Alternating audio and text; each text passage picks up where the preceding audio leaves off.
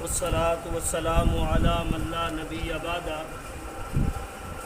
اما بعد فاعوذ بالله السميع العليم من الشيطان الرجيم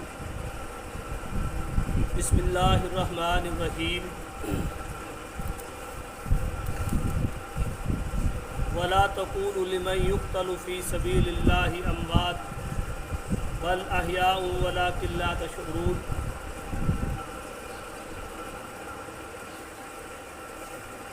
تمام تر تعریفات اللہ تبارک و تعالیٰ کے لیے، انگن لا تعداد بے شمار درود و سلام امام الانبیاء خاتم النبیین سید الاولین والآخرین جناب محمد الرسول اللہ صلی اللہ علیہ وسلم کی ذات گرامی پر۔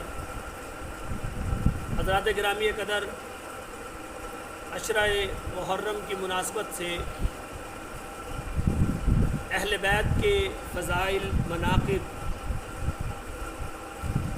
آپ حضرات کے سامنے بیان کیے گئے۔ آج اور کل کا درس میں نے کہا تھا کہ کوشش ہوگی کہ واقع کربلا کی شرعی حیثیت کے حوالے سے اور اس کے جو اسباب اور محرکات ہیں وہ آپ حضرات کے گوش و گزار کیے جائیں۔ میں گفتگو کا آغاز کرنے سے پہلے اللہ تبارک و تعالیٰ سے یہ دعا کرتا ہوں کہ اللہ مجھے حق اور سچ بات کہنے کی اور اس کے بعد ہم سب کو اس پر عمل پیرا ہونے کی اللہ توفیق عطا فرمائے۔ اہل بیت، ان کے فضائل، ان کے مناقب آپ حضرات نے جیسے سماعت فرمائے اور ان کو سامنے رکھا جائے تو یہ بات ہمارا دل بھی کرتا ہے، ہمارا دل بھی چاہتا ہے کہ خلافت کے حقدار اگر ہیں تو وہ اہل بیت ہیں، لیکن تاریخ اس بات کو ہمارے سامنے رکھتی ہے کہ خلافت کے لیے اہل بیت کا ہونا حضرت رسول اللہ صلی اللہ علیہ وسلم نے اس کی شرط نہیں لگائی۔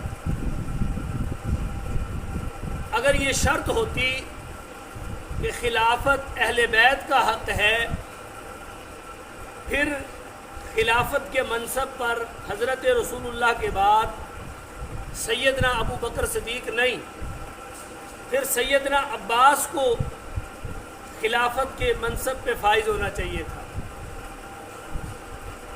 اور پھر یہ تسلسل چلتا اور خلافت جو ہے وہ اہل بیت کے اندر رہتی، جبکہ صحابہ میں سے کسی صحابی نے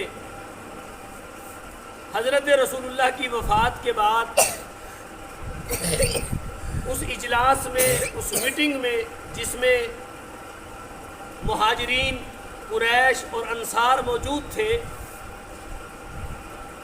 اس بات کو کسی نے بھی نہیں رکھا کہ حق جو ہے وہ اہل بیت کا حق ہے، لہذا عباس جو ہے، حالانکہ خود حضرت عباس بھی اس اجلاس کے اندر موجود تھے اور خواہش مند تھے کہ قریش کے اندر سے خلیفہ مقرر کیا جائے۔ میں یہ پس منظر اس لیے بیان کر رہا ہوں کیونکہ واقعہ کربلا کے اسباب میں سے بنیادی جو سبب ہے، اس کا جو محرک ہے وہ یہی ہے۔ خلافت کا یہ سلسلہ جب چلا، سیدنا ابو بکر کے بعد شورا کے مشورے کے تحت سیدنا عمر فاروق رضی اللہ تعالیٰ عنہ کو خلافت سونپی گئی، اور حضرت عمر جس وقت زخمی ہوئے، آپ کو صحابہ کرام نے، آپ کے شورا کے ارکان نے یہ مشورہ بھی دیا اور انہیں کہا کہ آپ اپنی زندگی میں اپنا جانشین مقرر کر دیں، اور بعض حضرات نے اب آپ کے بیٹے کے حوالے سے بھی کہا، لیکن آپ نے اپنے بیٹے کو مقرر نہیں کیا اور یہ مسئلہ شورا کے سپرد کیا، اور چند لوگوں کے نام جو ہے نا، حضرت عمر نے کہا کہ میری رائے میں یہ لوگ ہیں، باقی آپ لوگ فیصلہ کر لیں۔ جس طریقہ کار پہ حضرت عمر منتخب ہوئے اسی طریقہ کار پر خلافت کے لیے حضرت عثمان کا انتخاب ہوا۔ یہاں یہ بات سمجھنی ضروری ہے کہ ابو بکر بھی عمر بھی قریش میں سے تھے، دونوں کا تعلق قریش خان قبیلے سے تھا۔ اب قریش کے بعد خلافت جو ہے بنو امیہ کے سپرد ہوئی، کہ حضرت عثمان کا تعلق بنو امیہ سے ہے۔ اچھا، یہ بات میں اس لیے کہہ رہا ہوں اور یہ پوائنٹ اس لیے آپ کو نوٹ کرا رہا ہوں، کیا بنو امیہ کا تعلق قریش سے نہیں ہے؟ ہمیں اب تک کے حالات اور واقعات سے یہ باور کرایا جاتا ہے کہ بنو امیہ کا تعلق قریش سے نہیں ہے، حالانکہ بنو امیہ بھی قریش کا ایک قبیلہ ہے اور بڑا معتبر قبیلہ ہے، اور اتنا معتبر ہے کہ قریش کی سیادت بنو ہاشم کے بعد اور امارت جس قبیلے کے پاس رہی ہے وہ بنو امیہ ہے۔ اور آگے چل کے میرے ان پوائنٹوں میں، ان نکات میں یہ سب سے بڑا نکتہ ہے کہ قریش کے اندر سیادت اور قیادت کس کو حاصل تھی؟ وہ بنو امیہ کو حاصل تھی۔ حضرت عثمان کو جس وقت یہ قیادت ملی اور یہ سازشیں شروع ہو چکی تھی اندر خانے حضرت عثمان کے بارے میں، اور ان سازشوں کا محرک یہی لوگ تھے جن کا یہ کہنا تھا کہ خلافت جو ہے وہ بنو ہاشم کا اہل بیت کا حق ہے، اور اس خارجی ٹولے نے حضرت عثمان کے دور خلافت میں اس بات کو اس حد تک مضبوط کیا کہ بڑے بڑے خانوادے کے لوگ جو ہیں ان کے اس پروپیگنڈے کا شکار ہوئے۔ خود حضرت ابو بکر صدیق رضی اللہ تعالیٰ عنہ کا خانوادہ، آپ کا بیٹا محمد بن ابو بکر جو ہے وہ اس پروپیگنڈے کا شکار ہوا، اور حضرت عثمان کے خلاف جو لوگ نکلے ان کے اندر وہ شامل تھا، اور پھر حضرت عثمان کی شہادت ہوئی۔ حضرت عثمان کی شہادت کے بعد دو گروہ بنے، ایک شیعان عثمان بنے اور ایک شیعان علی بنے۔ یہاں اس بات کی وضاحت کر دوں، شیعہ کا معنی ہے گروہ، جماعت، اور ہمارے ہاں اصطلاح میں شیعہ جنہیں کہا جاتا ہے وہ ایک خاص قسم کا مکتب فکر ہے۔ یہاں شیعان عثمان اور شیعان علی سے مراد یہ مکتب فکر نہیں ہے، یہ دو گروہ بنے، ایک حضرت عثمان رضی اللہ تعالیٰ عنہ کی شہادت کے بعد ان کے قصاص کا مطالبہ کرنے والے تھے، اور ایک حضرت علی کی ہمنوائی میں ان کی خلافت کو تسلیم کرتے ہوئے ان کے ساتھ جڑے ہوئے تھے، وہ شیعان علی تھے۔ اور شیعان علی کا تعلق جو ہے وہ عراق کی سرزمین کوفہ سے تھا، اور یہ بھی آپ کے علم میں شاید بات ہے یا نہیں، حضرت رسول اللہ اور حضرت ابو بکر صدیق کے دور خلافت تک کوفہ بصرہ نام کی کوئی چیز نہیں تھی۔ کوفہ بصرہ نام کا کوئی شہر نہیں تھا۔ حضرت عمر کے دور خلافت کے اندر یہ دو شہر حضرت عمر نے آباد کیے، کوفہ اور بصرہ، یہ خلافت عمر کے اندر بنے۔ عمومی طور پر آپ اس بات کو سمجھتے ہوں گے کہ ہر زمین کا زمین کے رہنے والوں پر اثر ہوتا ہے، تاثیر ہوتی ہے۔ آپ دیکھیے مکے میں رہنے والے لوگ جو ہیں، وہاں کی سنگریز زمین کی وجہ سے، علاقے کی وجہ سے وہ تھوڑے سے کرخت، ان کے مزاج میں تھوڑی سی سختی ہے، اور مدینہ کے لوگ جو ہیں زرخیزی اور سیرابی سرزمین کی وجہ سے بڑے نرم ہیں، نرم دل لوگ ہیں، محبت والے ہیں، تو زمینوں کا اثر ہوتا ہے۔ یہی حال کوفہ اور بصرہ کے لوگوں میں رہا۔ بصرہ کے لوگ بڑے فہم والے، بڑے تدبر والے، بڑی محبت والے، اور کوفہ کے لوگ جو ہے نا یہ بڑے ہی بے وفا قسم کے لوگ، بے مروت قسم کے لوگ، اور اس لیے عربی کے اندر یہ کہاوت، یہ جملہ بڑا مشہور ہے، الکوفی لا یوفی، کہ کوفے والا کبھی بھی وفادار نہیں ہو سکتا، کیونکہ وہاں کی سرزمین کے اندر یہ چیز موجود تھی۔ اب یہ جو دو گروہ بنے، ایک شیعان علی بنا اور ایک شیعان عثمان۔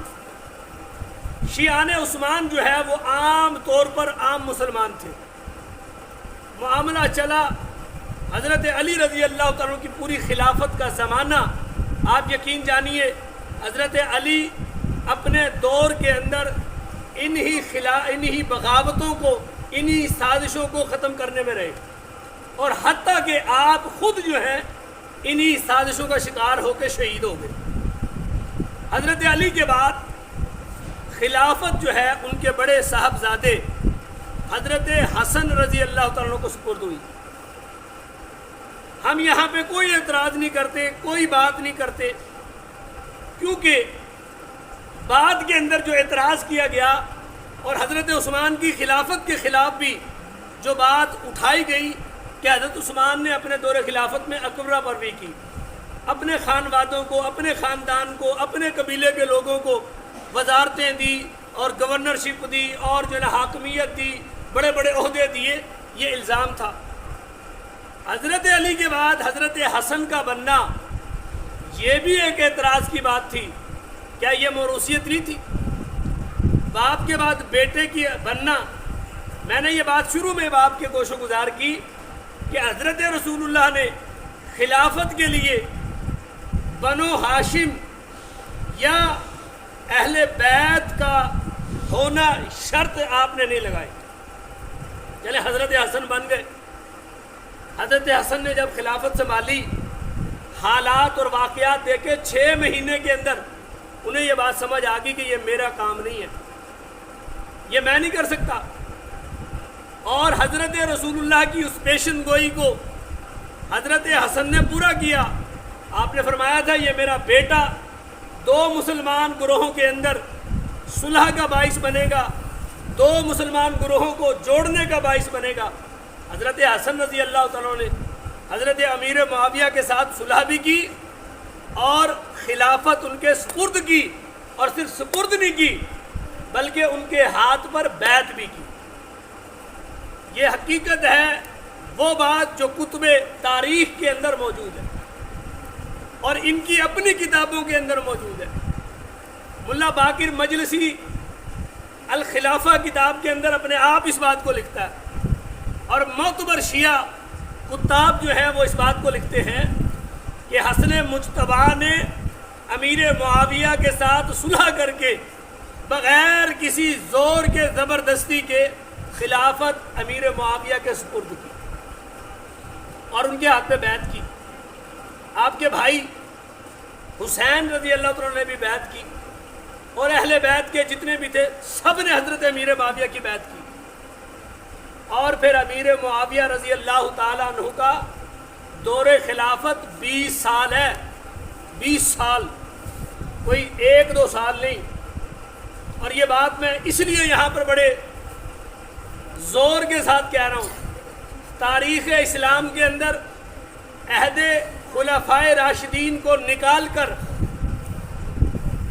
جو دور خلافت امیر معاویہ کا ہے، اس کے برابر کا دور آپ کو نہیں ملے گا، اس کے پلے کا، اس کے جیسا دور آپ کو نہیں ملے گا۔ اتنا کامیاب اور سنہرا دور کہ حضرت امیر معاویہ کے دور خلافت میں کوئی بھی سازش نہیں ہوئی، سارے کے سارے خارجی انڈر گراؤنڈ چلے گئے۔ انہیں پتا تھا کہ امیر معاویہ رضی اللہ تعالیٰ عنہ بڑے زیرک قسم کے انسان ہیں اور بڑے دور اندیش انسان ہیں، بڑے پلانر ہیں اور بڑی حکمت والے ہیں۔ ان کے سامنے اگر ہم نے کسی قسم کی کوئی سازش کی نا تو پھر ہمارا انجام بہت برا ہوگا۔ یہی وجہ ہے کہ عہد خلفائے راشدین کے اندر اسلامی سلطنت کا رقبہ 33 سے 34 لاکھ مربع میل تھا، 33-34 لاکھ مربع میل عہد خلفائے راشدین کے اندر، اور اکیلے امیر معاویہ کے دور خلافت کے اندر 64 لاکھ مربع میل، اس کا ڈبل اکیلے امیر معاویہ نے کیا۔ کیا یہ آسان کام تھا؟ کیا یہ کوئی معمولی بات تھی؟ حضرات سن 60 ہجری میں جب امیر معاویہ اس دنیا سے گئے، آپ کو پتہ ہے اس وقت دنیا کے اندر سب سے بڑی بحری قوت کون تھے؟ مسلمان تھے۔ 500 بحری جہاز اسلامی بحریہ کے پاس موجود تھے۔ یہ کوئی معمولی بات ہے؟ امیر معاویہ کا دور اتنا سنہری دور۔ حضرت امیر معاویہ جس وقت آپ اپنے آخری ایام میں تھے، میں آج کی گفتگو کو اختتام کی طرف لے کے جا رہا ہوں تاکہ کل جو ہے ہماری گفتگو وہ واقعہ کربلا پہ ہو۔ یہ تسلسل، یہ سلسلہ میں نے اس لیے قائم کیا تاکہ آپ کے ذہن میں بات بیٹھے، آپ کو سمجھ آئے۔ جس وقت امیر معاویہ منصب خلافت پہ بیٹھے تھے نا، کوفہ کی سرزمین سے کوفیوں نے حضرت حسین کو خط لکھنا شروع کیے،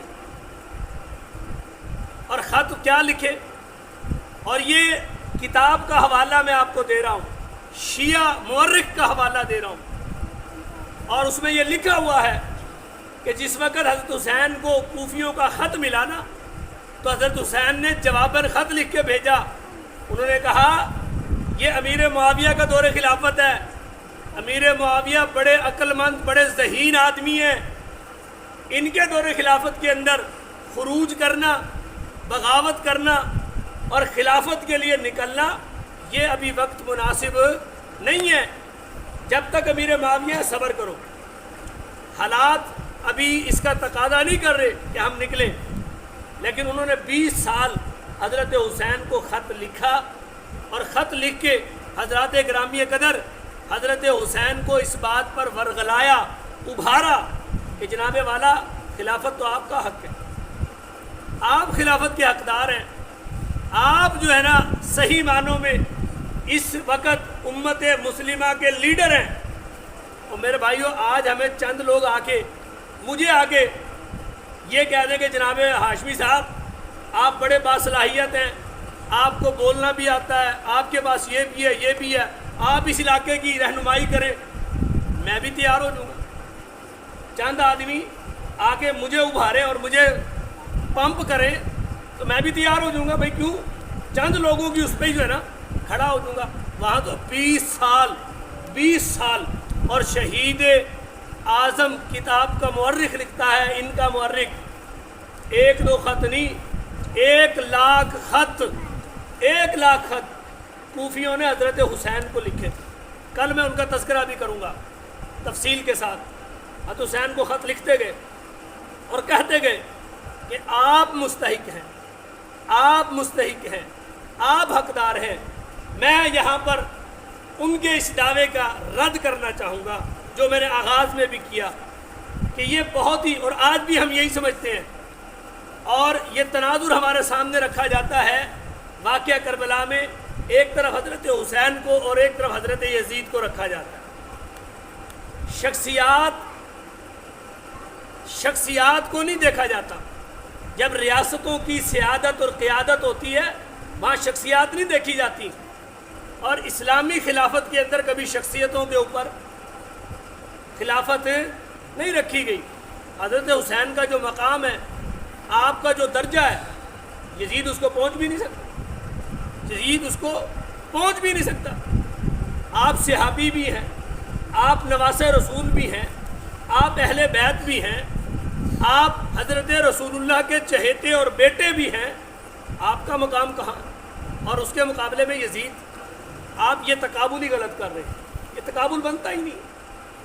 پھر آپ کہیں گے جی اچھا تقابل نہیں بنتا، پھر یزید خلیفہ کیسے بن گیا؟ حضرات گرامی قدر، اس وجہ سے کہ حضرت حسین کا مقام، ان کا فضیلت، ان کا درجہ وہ اس بات کا متقاضی نہیں ہے کہ وہ خلیفہ بنے۔ اگر یہ چیز متقاضی ہوتی پھر عباس اور علی ابو بکر سے زیادہ خلافت کے متقاضی تھے کہ انہیں خلیفہ بنایا جاتا، نہیں۔ حضرت رسول اللہ نے اپنی زندگی کے اندر اپنے مصلے پہ کسے کا، آپ صحیح بخاری کی حدیث یہ پڑھ کے دیکھیں، امام بخاری اس روایت کو کئی بار لے کر آئے۔ حضرت رسول اللہ جب بیمار تھے، اماں عائشہ کے حجرے میں آپ ہیں، آپ نے کہا مرو ابا بکر، مرو، میں حکم دے رہا ہوں ابو بکر کو کہ وہ لوگوں کو نماز پڑھائے۔ اما عائشہ کہتی ہیں میں نے کہا سرتاج میں جانتی ہوں اپنے بابا کو، وہ بڑے نرم مزاج آدمی ہیں، آپ کی جگہ پہ جب وہ کھڑے ہوں گے وہ رونا شروع کر دیں گے، وہ لوگوں کو نماز نہیں پڑھا سکیں گے، آپ جو ہے نا کسی اور کو کہہ دیں۔ ایک حدیث میں یہ ہے کہ اما عائشہ نے کہا اللہ کے رسول آپ عمر کو کہہ دیں، آپ نے پھر کہا مرو ابا بکر۔ اور ایک حدیث میں اما عائشہ کہتی ہے میں نے بی بی حفصہ کو کہا کہ چلو میری نہیں مان رہے تم کہہ لو، تو حضرت حفصہ نے کہہ دیا اللہ کے رسول ابو بکر نرم دل آدمی ہے، آپ عمر کو کہتے ہیں عمر ذرا سخت دل والے ہیں اور ذرا اپنے حواس پہ قابو پانے والے ہیں، تو وہ پڑھا لیں گے۔ آپ کو پتہ اللہ کے رسول نے کیا جواب دیا تھا اس حالت کے اندر؟ شاید آپ کو یہ جواب کسی نے نہ بتایا ہو، صحیح بخاری کے اندر موجود ہے۔ اللہ کے رسول نے فرمایا تم بھی وہی عورتوں کی طرح ہو جو یوسف کی عورتیں تھیں، جس طرح یوسف کو فرگلانے والی وہ عورتیں تھیں نا، کیا تم بھی وہی کام کر رہی ہو؟ جب میں کہہ رہا ہوں کہ ابو بکر کو کہو، ابو بکر کو کہو، ابو بکر پڑھائے گا، کیا اس وقت عباس موجود نہیں تھے؟ کیا علی موجود نہیں تھے؟ کیا حسنین کریمین موجود نہیں تھے؟ آپ نے اپنے مصلی پہ ابو بکر کو کیوں کھڑا کیا؟ یہ بتانے کے لیے کہ اس مصلی کے اوپر آنے کے لیے اہل بیت ہونا شرط نہیں ہے، اس مصلی پہ آنے کے لیے حضرت رسول اللہ کا خانوادہ ہونا شرط نہیں ہے۔ جو اس مصلی پہ آیا وہ خلافت کے لیے بھی حقدار۔ کل انشاءاللہ تعالی واقعہ کربلا کیوں ہوا اور کیسے ہوا اور اس کے اسباب کیا تھے، وہاں پر کیا چیزیں ہوئی اور کیا معاملات ہوئے، کل کے درس میں انشاءاللہ تعالی وہ آپ کے گوش گزار کروں گا۔ اللہ تبارک و تعالی مجھے اور آپ کو حق سمجھنے کی، حق جاننے کی اللہ توفیق عطا فرمائے۔ وما علینا الا البلاغ۔